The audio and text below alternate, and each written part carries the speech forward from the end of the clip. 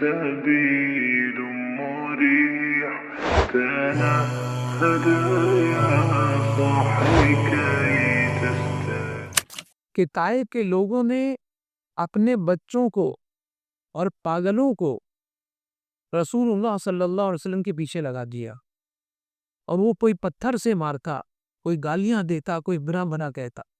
تھوڑی دیر کے لیے بیٹھ کر سوچیں، اللہ کے رسول صلی اللہ علیہ وسلم، خاتم النبیین، سید الرسل، سید البشر، سید الخلق، سردار ہی سردار ہے، اور آپ کے ساتھ کیا ہو رہا ہے کہ آپ کو پتھر مارے جا رہا۔ جب آپ واپس آئے تو آپ کے نالین شریف خون سے بھر گئے، اور جب آپ بیٹھے ہیں تو اللہ تبارک و تعالیٰ نے فرشتوں کو بھیج دیا، اور فرشتے حاضر ہوئے اور عرض کی، یا رسول اللہ آپ حکم دیں تو یہ دو پہاڑوں کے درمیان طائف آتا ہے، ان دونوں کو ہم آپس میں ملا دیں، اور جن لوگوں نے آپ کو تکلیف دی ہے ان کو ختم کر دے۔ اللہ کے رسول صلی اللہ علیہ وسلم نے برداشت کیا، اور یہی سبق دیا کہ دین کی راہ میں اتنی تکلیفیں آئیں گی، اتنی تکلیفیں آئیں گی کہ شاید تم نبرد آزما نہ ہو پاؤ، برداشت ہی نہ کر پاؤ۔ لیکن جب بھی تکلیف آئے کہ میری تکلیف کو یاد کرنا، میں رسول اعظم بھی ہوں اور مصائب بھی مجھ پر اعظم نازل ہوئے، میں سب سے عظیم رسول ہوں اور عظیم مصائب اور آلام بھی مجھ پر نازل ہوئے۔ تو جب بھی غلام رسول پر کوئی تکلیف آئے تو اسے یہ سوچنا چاہیے، ہم پر تو کوئی تکلیف نہیں ہے، میرے نبی پر کیا تکلیف گزری ہوگی۔ سوچئے، ایک تنہا شخص ہے اور جس کو پورا گاؤں پتھر مار رہا، وہ کسی سے راشن مانگنے نہیں گئے تھے، کسی سے مدد مانگنے نہیں گئے تھے، بلکہ آپ ان کو بتانے گئے تھے کہ اللہ ایک ہے۔ تم اگر اس دین کو قبول کر لو گے تو یہاں بھی کامیاب رہو گے، آخرت میں بھی کامیاب رہو گے۔ بس اتنی سی بات تھی، لیکن اس بات پر لوگوں نے آپ کو مارا، اور جب لہو لہان ہو گئے، فرشتوں نے سامنے آپ کے رکھا کہ انہوں صرف فرما دینے ختم کر دے۔ حضور نے فرمایا، نہیں، یہ نہیں تو ان کی اولاد، اگر یہ میری بات کو نہیں مانتے ان کی اولاد مانے گا۔ اب آپ ذرا سوچئے کہ ہم کتنی جلدی اپنی اولاد کو سدھارنے سے ہاتھ دھو بیٹھتے ہیں۔ ہم سوچتے ہیں کہ یار یہ تو سدھرتا ہی نہیں ہے، اور جب کوئی سدھارنے جائے تو ہم یہ بھی کہہ دیتے ہیں کہ یہ جو ہے پتھر کا ہے، پتھر کا، یہ نہیں سدھر سکتا۔ اور وہ کون ہے؟ ایمان والا ہے۔ آپ کا بچہ ایمان والا ہے، محلے کا بچہ ایمان والا ہے، مسجد میں آنے والا بچہ ایمان والا ہے، اور ہم اس کے بارے میں کہتے ہیں کہ یہ نہیں سدھرے گا۔ اللہ کے رسول صلی اللہ علیہ وسلم نے جن سے امید لگائی تھی وہ کون تھے؟ کافر تھے، مشرک تھے، اور صرف کافر و مشرک نہیں جو آج بھی موجود ہیں، لیکن یہ ہمیں تکلیف تو نہیں دیتے، وہ تکلیف دینے والے بھی تھے۔ اس کے باوجود آپ کی امید کتنی لمبی تھی کہ آپ نے کہا یہ نہیں، محنت کریں گے ان کے بچے ہمارے پاس آئے، اور وہی ہوا۔ فرشتوں کو ہٹا دیا، آگے مجھے اس کی ضرورت نہیں ہے، میں رحمت للعالمین بنا کر بھیجا گیا۔ اتنی تکلیفیں ہوئی، جب آپ واپس مکہ لوٹے ناکام ہو کر، مکہ پہنچتے ہی آپ کو اور ایک جانکا خبر آئی، اور وہ خبر یہ تھی کہ سیدہ خدیجہ الکبریٰ کا انتقال ہو گیا۔ باہر سے پروٹیکٹ کرنے والے ابو طالب تھے، اور جب گھر میں ٹوٹ کر آتے تھے رسول اللہ صلی اللہ علیہ وسلم، تو اس وقت دلاسا دینے والی ذات سیدہ خدیجہ الکبریٰ کی تھی۔ اب وہ بھی نہیں رہی۔ انسان باہر کتنی بھی تکلیف جھیل لے، لیکن جب گھر میں آتا ہے اور بیوی دو باتیں اچھی کہتی ہے تو اس کے دل کو سکون ملتا ہے، لیکن اب اس بیوی کا بھی سکھ نہ ملے تو انسان کہاں جائے؟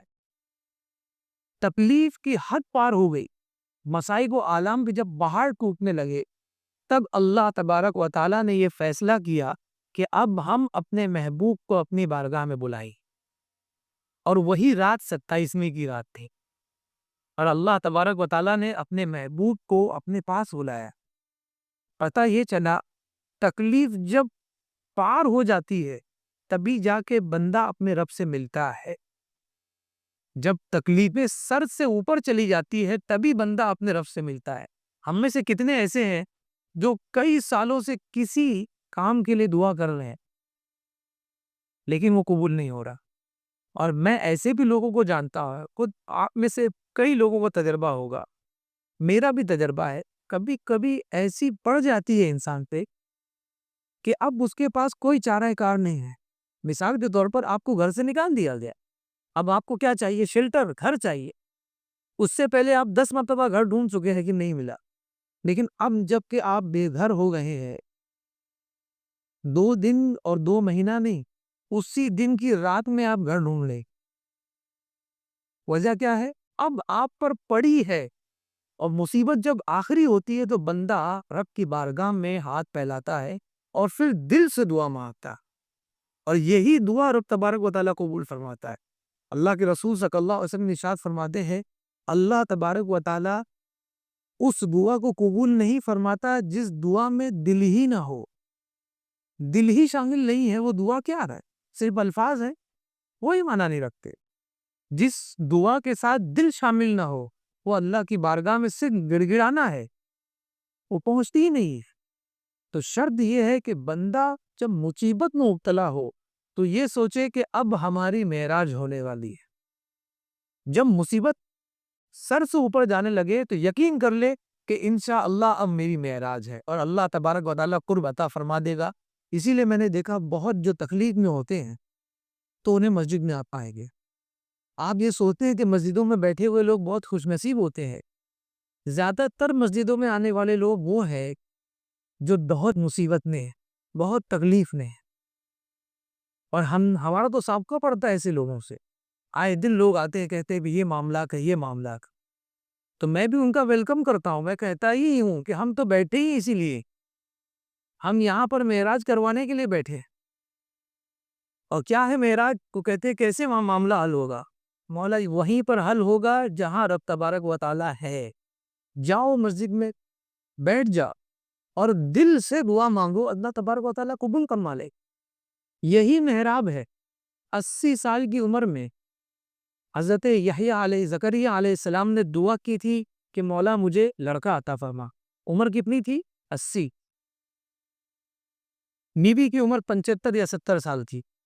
جب آپ نے دعا کی، اللہ تبارک و تعالیٰ نے فرمایا لڑکا تو بعد میں ہوگا، نام کیا رکھا جائے گا وہ میں پہلے بتا دیتا. یقین کتنا دلا دیا. نام ہم رکھ دیتے ہیں، نام رکھنے کا مطلب کیا ہوتا ہے؟ ٹوکن دے دیا ہے، ہم اطمینان ہو گیا. 80 سال میں کس کو بچہ ہوتا ہوا دیکھا ہے آپ نے؟ 70 سال کی ریلیز کہاں بچہ دینے والے؟ لیکن اللہ تبارک و تعالیٰ ارشاد فرماتا ہے تکلیف کی جب انتہا ہوتی ہے تبھی بندہ مجھ سے قریب ہوتا ہے. اب جو خالق کائنات سے قریب ہو جائے تو اب کوئی چیز رکنے والی ہے؟ ہر تمنا برائی ہے اگر رب سے وہ قریب ہو جائے. حضرت یوسف علیہ السلام نبی ہے، نبی بننے والے ہیں، اعلان کرنے والے ہیں، اور اس سے پہلے کیا تکلیفیں آئی آپ کو؟ آپ کے بھائیوں نے آپ کے ساتھ برا سلوک کیا. غیر نے نہیں، آپ کے بھائیوں نے غیر سے بھی بدتر سلوک کیا، کنویں میں ڈال دیا، قافلے والوں کو بیچ دیا کہ ہمارا بھائی نہیں ہے، لے جاؤ اسے. قافلے والے جب مصر پہنچے تو بازار مصر میں حضرت یوسف علیہ السلام کی بولی لگی کہ یہ غلام اتنے کا ہے. سوچئے یہ تکلیف کتنی بڑی ہوگی. اگر کوئی آپ کو دھکے مار کر آپ کے گھر سے نکال دے تو آپ شاید برداشت نہ کر پائیں، سوسائڈ کر لیں. لیکن حضرت یوسف علیہ السلام کا کیا حال ہے؟ ابھی چھوٹے ہیں اور مصر کے بازار میں آپ کی بولیاں لگنا. لیکن اللہ تبارک و تعالیٰ نے یقین دلایا کہ یوسف کبھی ہار مت ماننا. اور حضرت یوسف علیہ السلام کو یقین تھا کہ میرا رب اگر ہے تو ساری مشکلیں کافو ہے. یقین اپنے رب پر اگر ہے تو یقیناً بندہ کبھی بھی تنہائی محسوس نہیں کر سکتا. وہ غار میں بھی ہوگا تو یہی کہے گا ان اللہ معنا، کہ اللہ ہمارے ساتھ. دشمن سر پر کھڑا ہوگا تب بھی کہے گا ان اللہ معنا. مچھلی کے پیٹ میں بھی ہوگا تب بھی کہے گا لا الہ الا انت سبحانک، کوئی معبود نہیں ہے تیرے سوا اور تو پاکیزہ ہے، پاک ہے. انی کنت من الظالمین، میں ظلم کرنے والے. اللہ تبارک و تعالیٰ وہاں مدد فرمائے گا. مچھلی کے منہ میں، سمندر کی اتھاہ گہرائی میں اللہ تبارک و تعالیٰ نے جب یہ کلمہ سنا تو اللہ تبارک و تعالیٰ نے مدد فرمائی کہ مچھلی ہی کو حکم دے دیا لا کر رکھ دو اور بندے کو آزاد ہو گیا۔ یوسف علیہ السلام بازار میں بکے، صرف یہی مشکل کم نہیں ہوئی، اب آگے جانے کے بعد عزیز مصر کی بیوی زلیخا نے آپ کو خرید لیا۔ خریدنے کے بعد ایک لمبا عرصہ گزرا اور اس کے بعد ان پر الزام لگایا گیا، ہر طرح کی مصیبت آپ پر آئی۔ الزام لگانے کے بعد آپ کو 20 سال جیل میں رکھا گیا۔ یوسف علیہ السلام کئی سال تک آپ جیل میں رہے۔ جب تکلیف سر سے اوپر ہو گئی تب اللہ تبارک و تعالیٰ نے انعام کیا فرمایا؟ وَإِنَّا مَكَّنَّا لِيُوسُفَ فِي الْأَرْضِ، اور ہم نے یوسف کو زمین میں تمکین و ثابت قدمی عطا فرمائی۔ یعنی کیا ثابت قدمی؟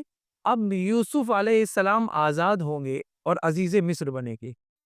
اللہ تبارک و تعالیٰ نے آزادی دلائی اور آزادی کے بعد مصر کے بادشاہ بنے۔ ہم جتنے مصر کے واسی تھے سب ان کے سامنے بلا، اور یہ بادشاہ ایک بھائیوں کے در سے نکلا ہوا بچہ اور ایک بادشاہ، اس کے درمیان کتنا لمبا سفر ہے؟ کون جھیل سکتا ہے یہ سفر؟ کوئی نہیں۔ ہم 2 مہینے میں پریشان ہو جاتے، 2 سال 3 سال 10 سال کی تکلیف میں ہم پریشان ہو جاتے ہیں اور سوسائڈ کرنے کی سوچتے ہیں، پاگل سی حرکتیں کرنے لگتے ہیں، رات جاگتے ہیں۔ لیکن انبیاء نے ہمیں سبق دیا کہ ہم تو اللہ کے مقرب ہیں، اور ہم پر جو تکلیفیں آئی اس کا ایک ذرہ بھی اگر تم پر آ جائے تو تم تو شاید کھڑے بھی نہ ہو سکتے، جہاں جس حالت میں اسی بات میں مر جاؤ۔ لیکن شرط یہ کہ بندہ اگر مقرب ہوا اللہ کا تو یقیناً اللہ تبارک و تعالیٰ اس کی مدد فرمائے گا۔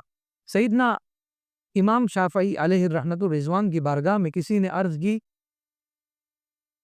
اے امام، اندعو اللہ بالابتلاء او بالتمکین، کیا ہم اللہ سے آزمائشوں کی دعا کریں کہ اللہ ہم پر آزمائشیں نازل فرمائے، یا پھر ثابت قدمی کی دعا کریں کہ اللہ ہمیں ثابت قدم کر دے؟ یعنی مثال کے طور پر ہم نماز پڑھتے ہیں، بس پڑھ رہے ہیں، لیکن بہت سارے ایسے بھی ہیں جو پابندی سے نماز پڑھتے ہیں، اور آپ حیران ہو جائیں گے، دنیا کا کام ہوئے لیکن وہ سب کچھ چھوڑ کر نماز کے لیے حاضر ہوتے ہیں۔ آپ یقین مانیے جب ان سے جا کر آپ پوچھیں گے، کھودیں گے ان کی ہسٹری کو، تو آپ کو پتہ چلے گا کہ اس کی زندگی میں ایک بہت بڑا سانحہ ہوا تھا، اور اس وقت پوری دنیا نے اسے تنہا چھوڑ دی تھا سوائے رب تبارک و تعالیٰ۔ اس وقت سے اسے پتا چلا ہے کہ میرا کوئی نہیں ہے سوائے اس رب کے۔ اس وقت سے وہ اس رب کے گھر کی حاضری لگا رہا۔ آپ دیکھ لینا، تو بہت عبادت کرنے والا ہوگا، ریاضت کرنے والا ہوگا، کوئی نہ کوئی انسیڈنٹ اس کے ساتھ ہوا ہے جس کی بنیاد پر وہ رب تبارک و تعالیٰ سے اتنا جڑا۔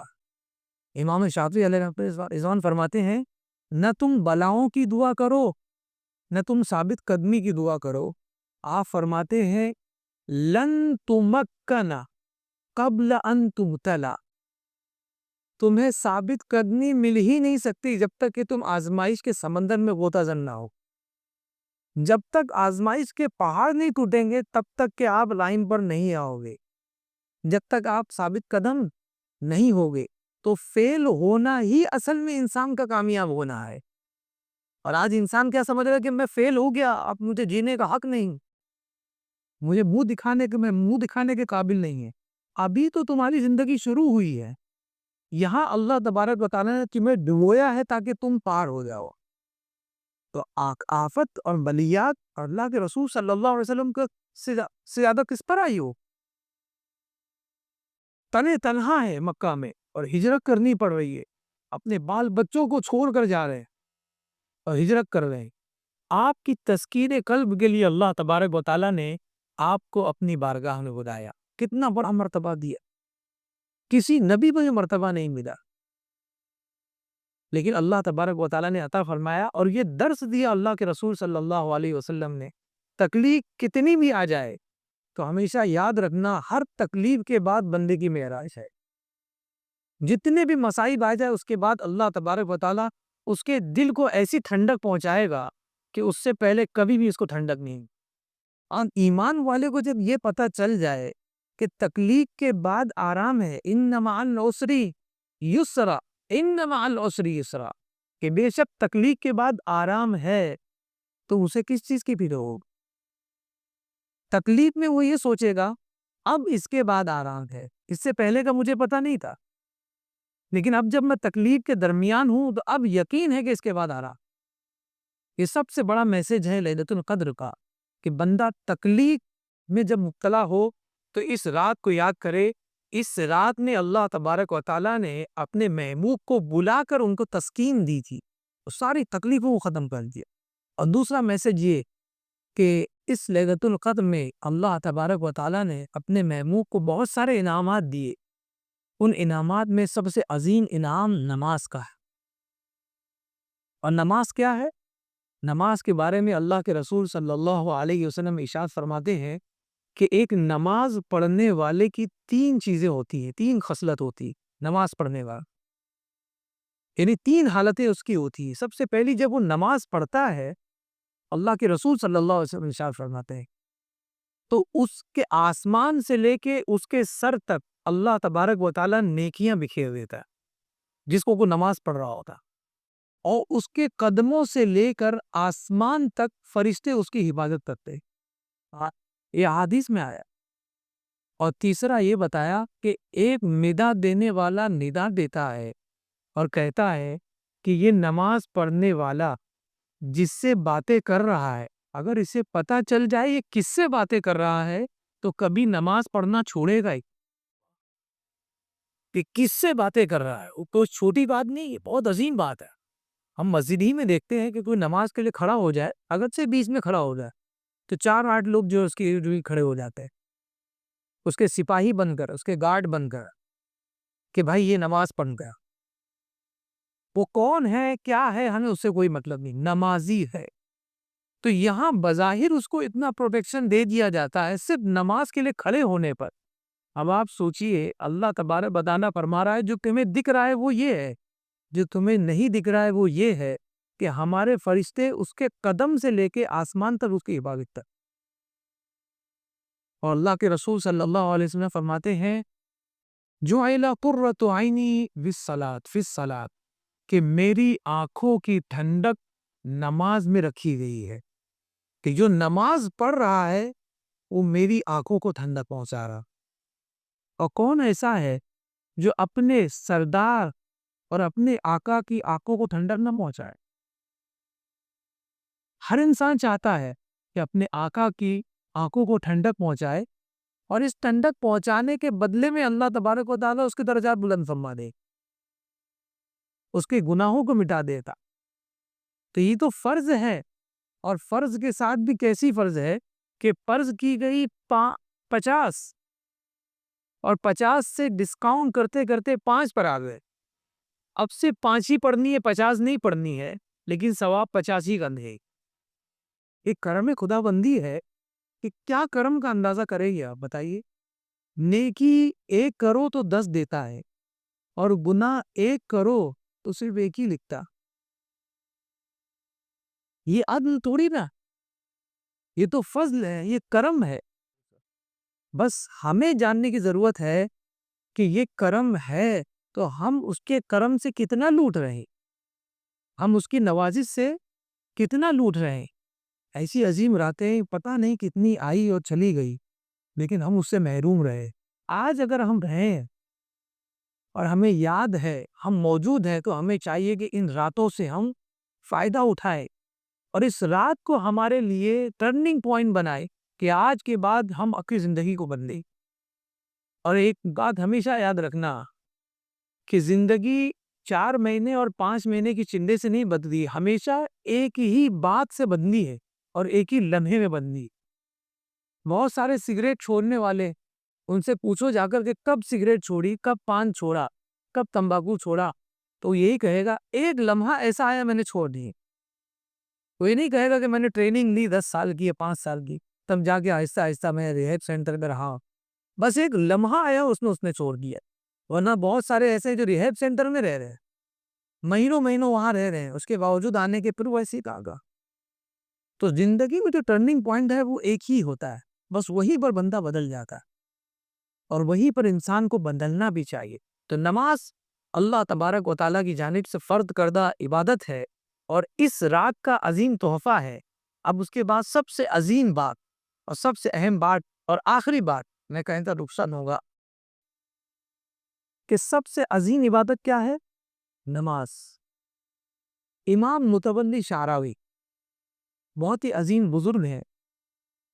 آپ کو ایک مرض لاحق ہوا، بیمار ہوئے، تو آپ نے ڈاکٹر کو فون کیا اور ڈاکٹر کو فون کرنے کے بعد آپ نے کہا کہ ڈاکٹر صاحب مجھے آپ سے اپوائنٹمنٹ لے گا۔ بہت عظیم مفسر گزرے ہیں، کہا کہ مجھے اپوائنٹمنٹ لینا ہے، مجھے اپنے آپ کو دکھانا ہے۔ آپ ڈاکٹر نے کہا حضور آپ کہاں یہاں آئیں، میں خود ہی آ جاتا ہوں۔ آپ نے کہا بہتر ہے۔ تو ڈاکٹر وہاں گیا اور آپ تو جانتے ہیں دنیا دار جو دنیا کے پیشوں سے منسلک ہوتے ہیں ان کا مزاج بہت الگ ہوتا ہے۔ میں نے دیکھے ہیں ایسے لوگوں کو، بہت اچھے لوگ ہیں، ڈاکٹرز، انجینئرز، ٹیچر، پروفیسر، جب وہ کسی دیندار انسان سے ملتے ہیں تو خالی ہاتھ نہیں جاتے، وہ ضرور کچھ نہ کچھ سیکھ کر جاتے ہیں، اور یہ عقل مندی ہے۔ ارے آپ نے ان کو لفافہ تو دے دیا، آپ نے کیا لیا؟ ایک بزنس مین اتنی تو عقل رکھتا ہے کہ میں نے کسی کو کچھ فائدہ دیا تو اس سے کچھ تو لوں۔ مدل میں کبھی دھندا نہیں کرتا، نقصان میں کبھی دھندا نہیں کرتا، فائدہ تو چاہیے اس کو۔ تو یہ ڈاکٹر صاحب بھی جو تھے، حسام ابو فؤاد غالباً ان کا نام تھا، وہ پہنچے اور انہوں نے دل میں نیت کر لی کہ آج حضرت سے کچھ سوال میں کروں گا۔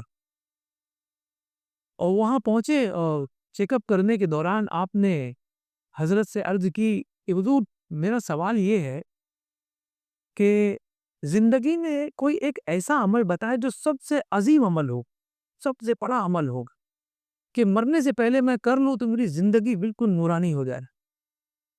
ایک عمل ایسا بتا دیا۔ آپ تو بڑے عالم دین ہیں، مفسر قرآن ہیں۔ آپ نے ان کو جواب دیا کہ آپ یہ بتاؤ کہ دین اسلام کو جھٹلانے والوں سے بڑا ملعون بھی کوئی ہے؟ یعنی دین کو کوئی جھٹلائے اس سے بڑا ملعون اور خبیث کوئی ہو سکتا ہے؟ سوچئے، دین کو جھٹلانے والے سے بڑا خبیث کون ہو سکتا ہے، ملعون کون ہو سکتا ہے؟ انہوں نے کہا کوئی نہیں ہو سکتا، وہ تو سب سے بڑا گناہ ہے۔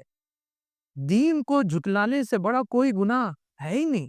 سب گناہ کا کفارہ اس کا کہاں سے آئے؟ دین کو جھٹلا دیا کوئی چکر ہی نہیں، ایمان لائے تبھی آئے گا۔ آپ نے فرمایا آپ نے جان لیا سب سے بڑا ملعون یہی ہے نا؟ اب آگے آپ فرماتے ہیں کہ اللہ تبارک و تعالی ارشاد فرماتا ہے ارأیت الذی یکذب بالدین، ارأیت الذی یکذب بالدین، کیا آپ دیکھتے ہیں ان کو جو دین کو جھٹلاتے ہیں، جو دین کو جھٹلاتے ہیں؟ ارأیت الذی یکذب بالدین فذلک الذی یدعو الیتیم، جو دین کو جھٹلاتے ہیں اس کی تعریف کیا کی اللہ نے؟ جو یتیم کو جھڑکتے ہیں۔ فذلک الذی یدعو الیتیم ولا یحض علی طعام المسکین، اور مسکین کو کھانا کھلانے کی رغبت نہیں دلاتے، کھلاتے نہیں۔ اگر اپنے پاس نہ ہو، کوئی امیر بیٹھا ہو تو اس کو بھی نہیں بولتے کہ کھلا دو، یا میرے اندر طاقت نہیں تم ہی کھلا۔ کھلانے کی بات نہیں ہے، کھلانے کے لیے رغبت نہیں دلاتے۔ کون ہے وہ؟ جو دین کو جھٹلاتا ہے، اس کی صفت کیا ہے؟ فذلک الذی یدعو الیتیم، جو یتیم کو جھڑکتا ہے، جو یتیم کو جھڑکتا ہے اور مسکینوں کو کھانا کھلانے کی رغبت نہیں دلاتا ہے۔ اس کے بعد کیا آیت کریمہ؟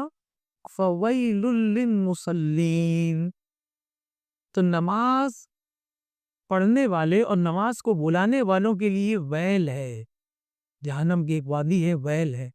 آپ فرماتے ہیں جو دین کو جھٹلانے والا ہے اس کی صفات میں سب سے پہلی صفت کیا ہے؟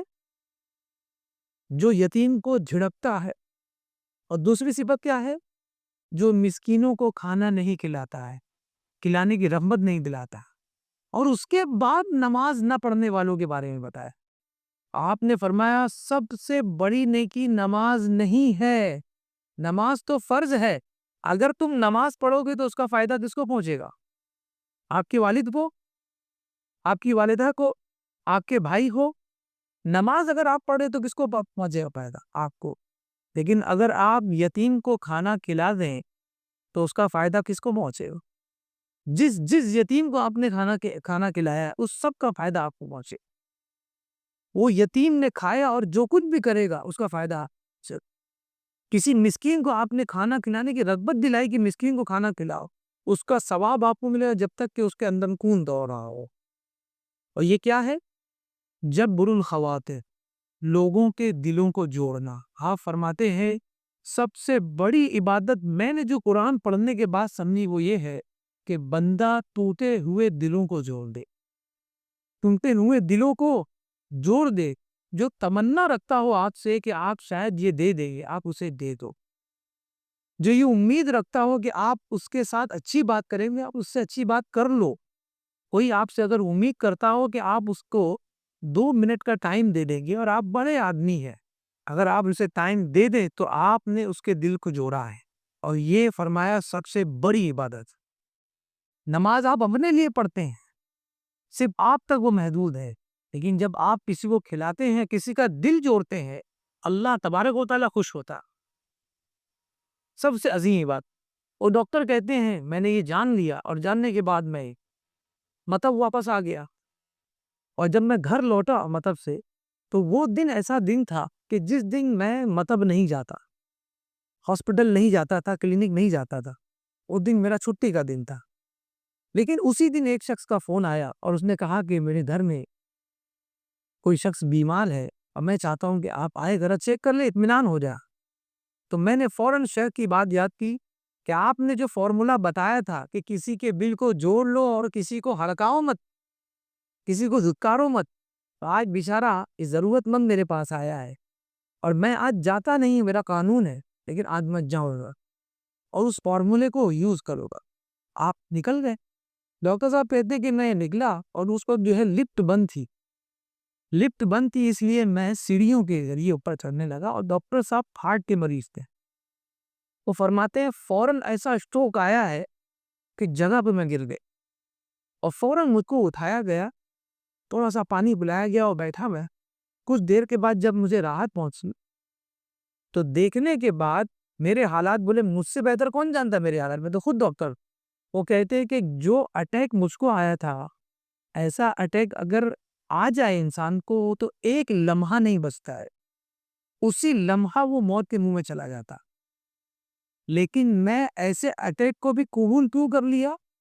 کیونکہ میں کسی کا دل جوڑنے کے لیے آیا. اور یہی متولی شعراوی صاحب نے فرمایا تھا، دل جوڑنے کا کام کرو، اللہ تبارک و تعالیٰ بھی تمہارا دل جوڑ دے گا. اور یہ بہت بڑی عبادت ہے جو کسی کو نظر نہیں آتی. نماز پڑھو گے 10 لوگ دیکھیں گے. اور آگے آیت کریمہ بھی ہے، فَوَيْلٌ لِّلْمُصَلِّينَ الَّذِينَ هُمْ عَنْ صَلَاتِهِمْ سَاهُونَ. اور آگے وَالَّذِينَ هُمْ الَّذِينَ هُمْ يُرَاءُونَ، اور وہ جو کیا کرتے ہیں؟ ریاکاری کرتے ہیں، دکھاتے ہیں. کیا کرتے ہیں؟ دکھاوا کرتے ہیں. تو نماز میں دکھاوا ہو سکتا ہے، لیکن اس میں کیسے دکھاوا ہو سکتا ہے کہ کسی یتیم کو کھانا کھلا دو، کس نے دیکھا؟ کسی یتیم کا پیٹ بھر دو، کس نے دیکھا؟ کسی یتیم کے سر پر ہاتھ پھیر دو، کس نے دیکھا؟ آپ یہاں بیٹھے ہیں اور کوئی ہے آپ کے خاندان میں غریب، آپ تو اس نے کال کیا کہ سر بڑا مجبور ہوں، آپ نے یہاں سے پے ٹی ایم کر دیا، پیسہ چلا گیا، کس کو پتا چلا؟ لیکن آپ کو نہیں پتا جس دن وہ اپنے موبائل میں دیکھے گا کہ میں 1 روپے کا مالک نہیں تھا، آج 1000 روپے میرے اکاؤنٹ میں آیا ہے، اسی وقت اس کے دل سے دعا نکلے گی کہ مالک کبھی اس کو فقیر من بنانا، اس کے یہاں اتنا رزق برسانا کہ کبھی اسے کسی سے مانگنے کی ضرورت نہ ہو، ہمیشہ دینے والا.